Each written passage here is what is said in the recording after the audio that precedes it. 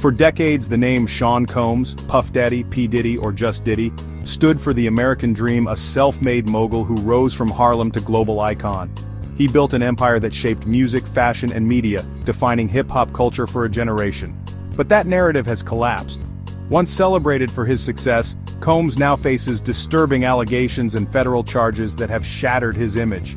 The man who preached black excellence is accused of acts that starkly contradict his public persona.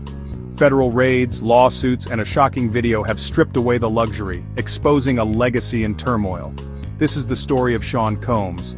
His meteoric rise, the warning signs, and the dramatic unraveling of an empire. If you want to stay updated on stories like this, make sure to subscribe to our channel and hit the notification bell so you never miss an update.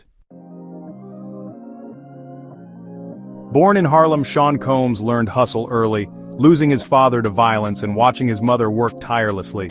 At Howard University, he became a legendary party promoter, catching the eye of Uptown Records' Andre Harrell. Combs quickly rose from intern to tastemaker, shaping the careers of Jodeci and Mary J. Blige with his street-smart style. Fired from Uptown, he founded Bad Boy Records in 1993, a label that blended street grit with high fashion and changed hip-hop forever. His first major signing, the notorious Big, became the label's cornerstone, with Combs masterminding hits that dominated the charts. Combs wasn't just behind the scenes.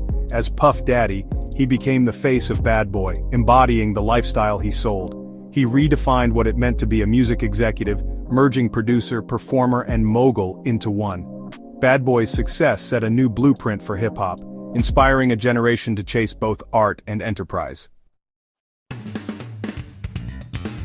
Combs and Bad Boy Records revolutionized the sound and style of the 90s, making hip-hop mainstream with infectious remixes and iconic samples.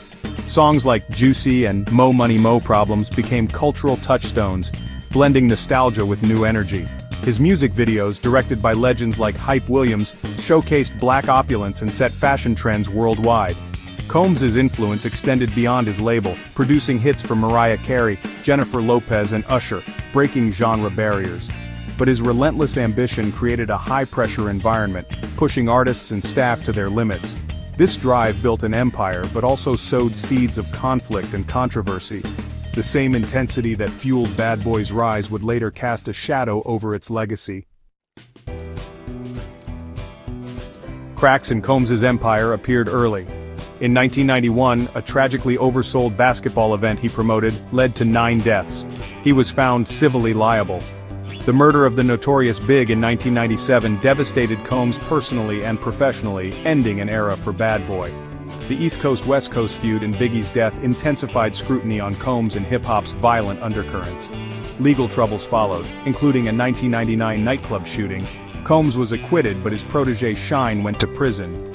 Former Bad Boy artists began suing for unfair contracts and financial mismanagement, accusing Combs of exploitation. Allegations of physical aggression surfaced, including a 1998 assault on Steve Stout. These incidents revealed a pattern. Beneath the polished exterior was a volatile, controlling figure. The warning signs were there, foreshadowing the empire's eventual unraveling.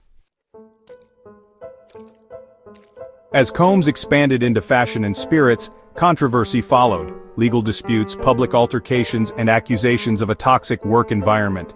Incidents with Drake and a UCLA coach, though dismissed as isolated, hinted at a deeper pattern of aggression. The #MeToo movement reignited scrutiny, with former artists like Aubrey O'Day describing psychological manipulation and control. Lawsuits and public disputes accumulated, shifting the narrative from industry gossip to mainstream scandal. Decades of allegations created a critical mass, setting the stage for a reckoning. The storm was gathering, and the empire's foundation was beginning to crack. The world was about to see just how deep the darkness ran.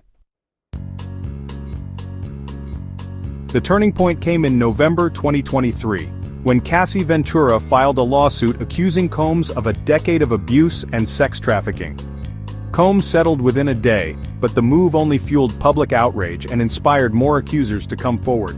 In May 2024, CNN released hotel surveillance footage from 2016 showing Combs violently assaulting Ventura. Undeniable proof of abuse. The video shattered any remaining doubt, validating years of rumors and allegations. Combs' apology was widely criticized as hollow. The visual evidence was too powerful to ignore. The man who built an empire on image was now defined by a single, brutal video. The floodgates opened, and the narrative shifted irreversibly. The world saw the reality behind the myth. After the Cassie lawsuit, federal authorities launched a criminal investigation raiding Combs's homes in March 2024. In September, a grand jury indicted him on sex trafficking, racketeering, and related charges, alleging he used his businesses as a criminal enterprise. Combs pleaded not guilty but was denied bail, marking a stunning fall from grace. Over 120 accusers, including minors, came forward with harrowing stories of abuse, drugging, and blackmail.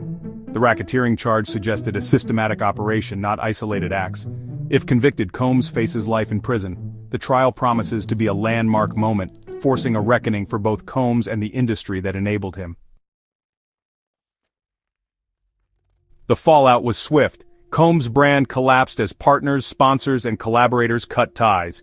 He stepped down from Revolt, lost lucrative deals, and saw his business empire unravel. Old interviews and reality show clips resurfaced, fueling public outrage and memes about the dark side of his celebrity parties. The scandal tainted not just Combs but also the many stars in his orbit. His legal team called the lawsuits opportunistic, but the sheer volume and evidence overwhelmed any defense. The public's verdict was clear. The Diddy brand was finished. The empire built on can't stop, won't stop had come to a grinding halt. The legacy he spent decades building was now in ruins. As Combs awaits trial, his legacy is in tatters, his achievements overshadowed by monstrous allegations. Once hailed as a visionary, he's now seen as a potential predator whose power enabled harm. His music and business triumphs are forever linked to a story of alleged abuse and exploitation. The debate over separating art from artist feels moot. His persona and alleged crimes are inseparable. Combs's downfall forces us to confront the culture that enabled him and the complicity of those who looked away. Was he always a villain behind the facade of brilliance? Regardless of the trial's outcome, his legacy is fractured, a cautionary tale about power, fame, and accountability. The final chapter will determine if justice is served, but the myth of Diddy is gone forever.